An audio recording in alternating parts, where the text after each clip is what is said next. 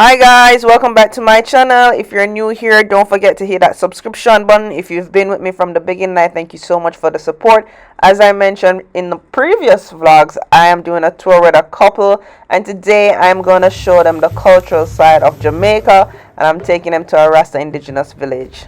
Alright, so the tour continues.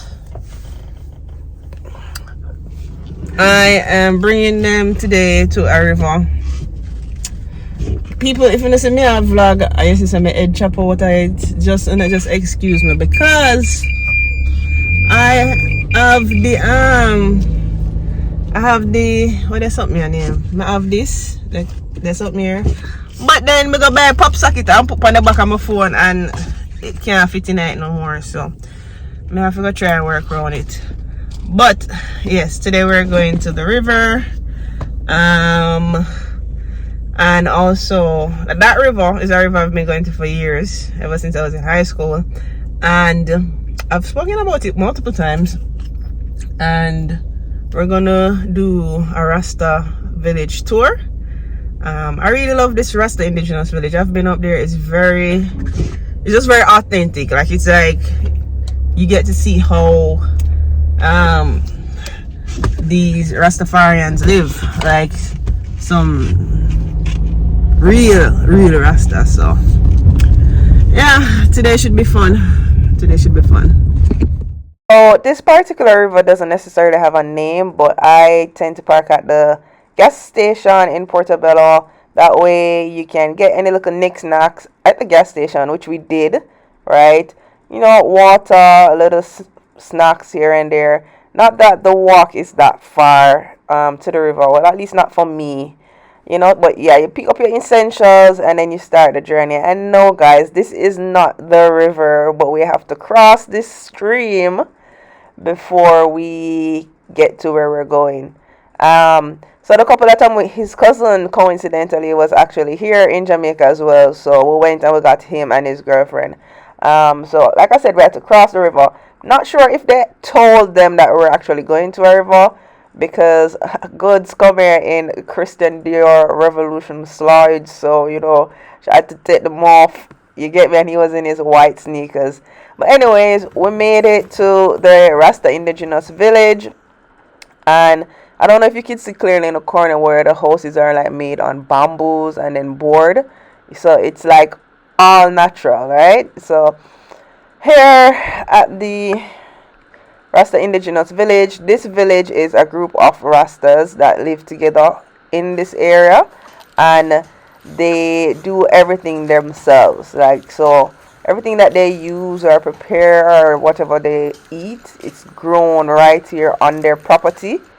And I mean, it's just authentic.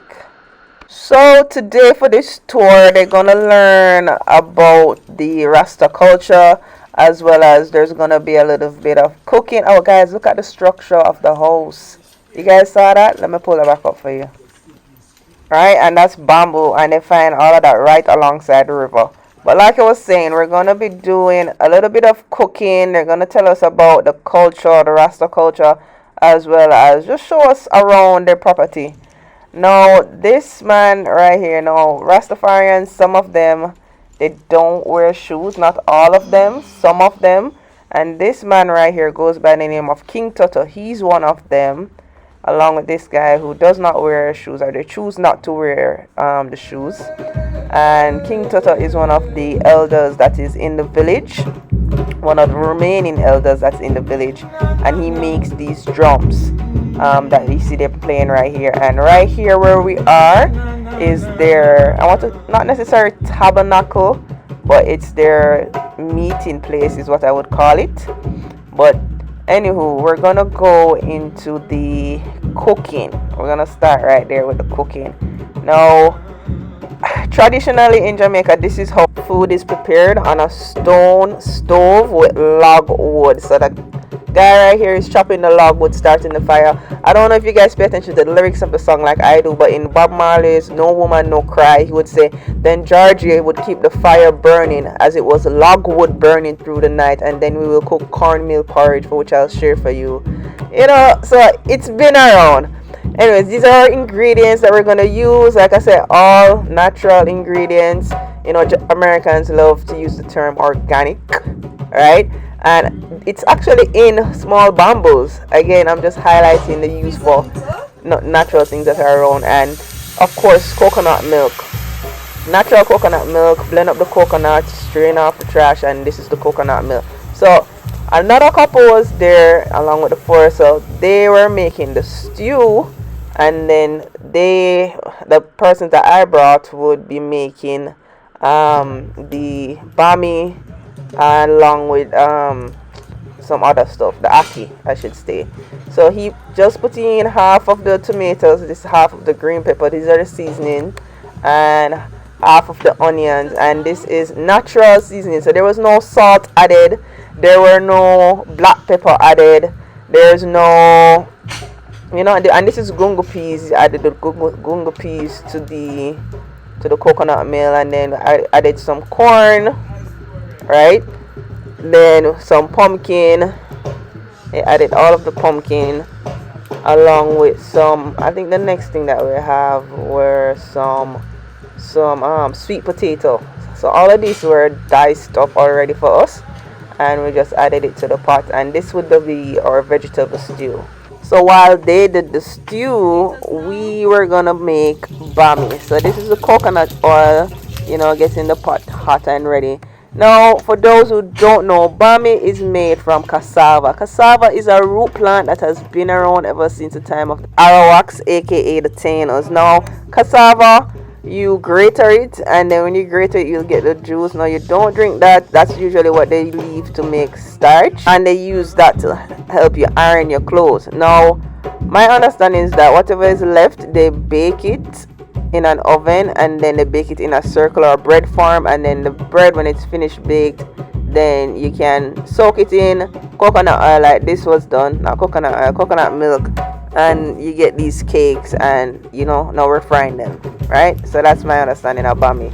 This is the coconut oil, right? This is natural coconut oil, not anything that is bottled in a store or anything like that. They make their own coconut oil from scratch, right? So right here we're putting in the rest of the seasoning, because remember when they did half of it for the stew, and we're going to be cooking some aki, right? Look at the stew, it's bubbling, it's on its way, right? And now I know I've been talking a lot about coconuts. For those who don't know, this is what a coconut looks like, right? We use it a lot in Jamaica. Coconut milk, coconut drops, coconut oil, everything is coconut. And coconut actually comes from jelly when it's dried up, for those who don't know again.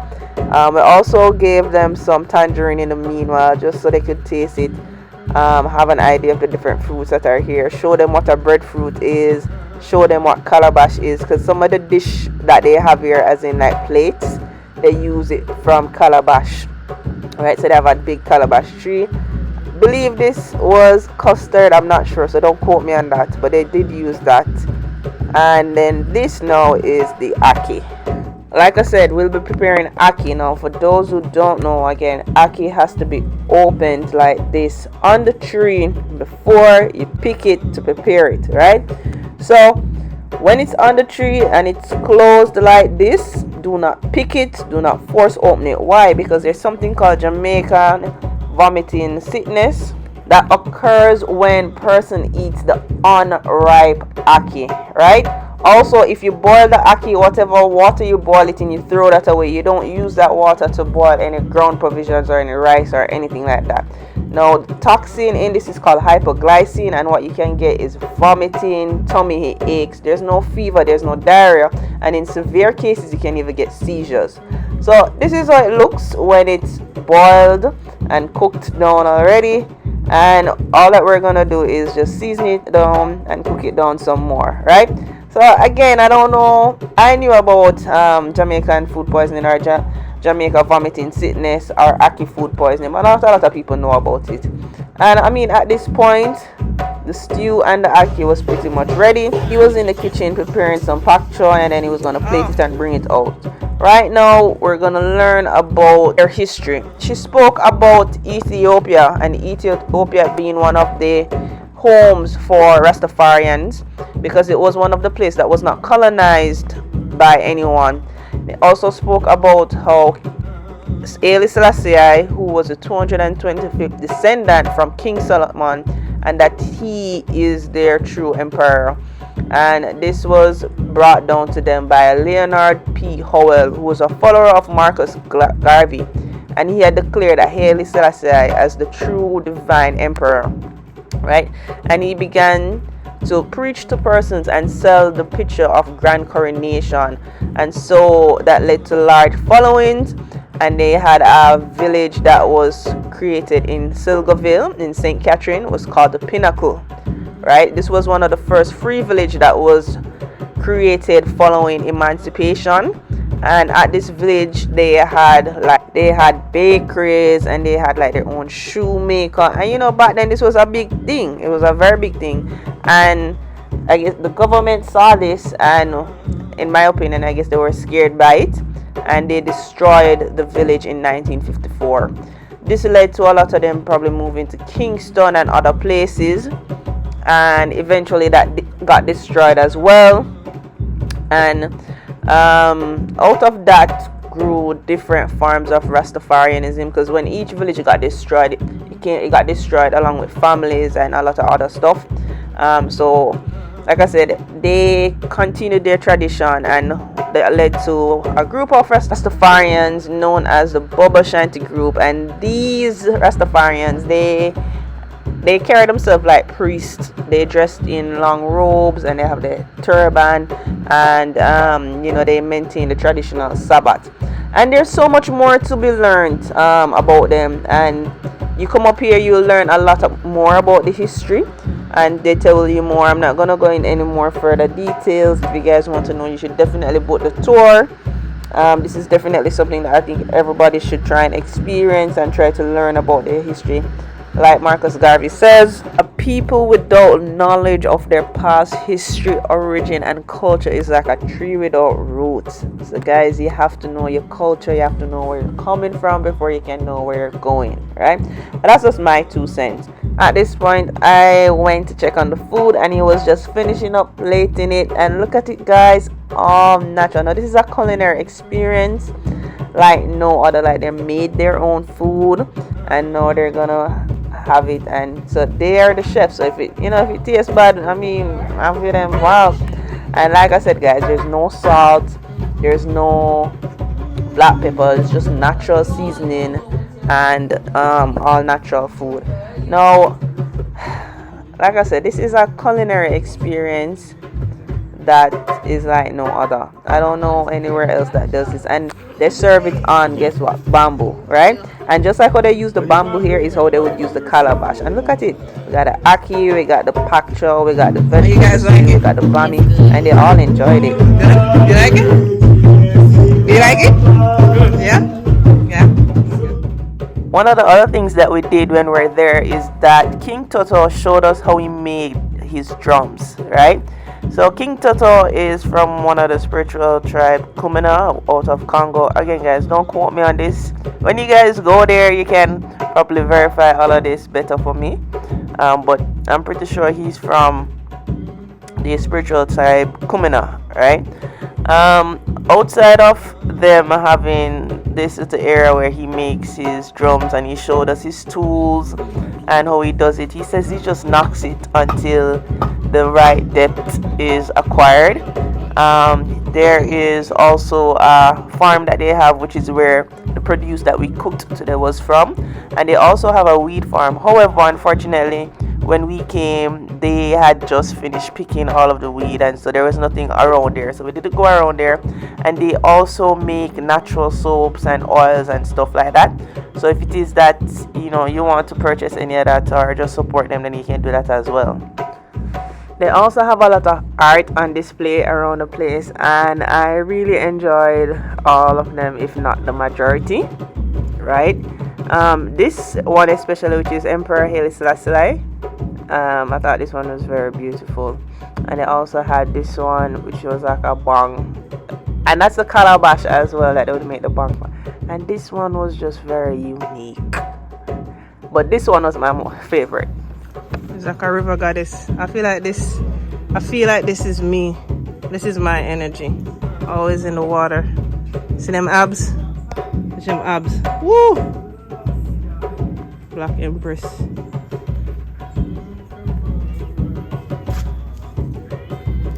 While I was admiring the art, this little guy came up to me and he was just begging for me to rub him. Look at him. I'm not really a cat person. I do prefer dogs, but you know, I do have a soft spot for animals, and he was just very nice and friendly.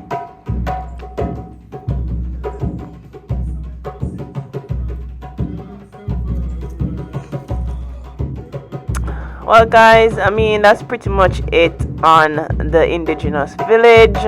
While we were leaving, they were playing Bob Marley's Song of Freedom, and I thought it was a good ending to everything. We sing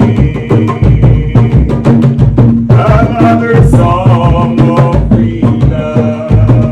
That's all I have. The river is right beside the Indigenous Village. So after the tour, we just went down, took a dip, relaxed, listened to some music, you know, and just chilled. And then after that, we pretty much left. Guys, remember to like, share this video, subscribe. I really love doing vlogs like this where you can impart some knowledge about our history and our culture. So I really like this one. So share this with your friends, like, follow me on Instagram and TikTok, and I'll see you next time for the next vlog. So remember, hit that post notification button. Many more vlogs coming.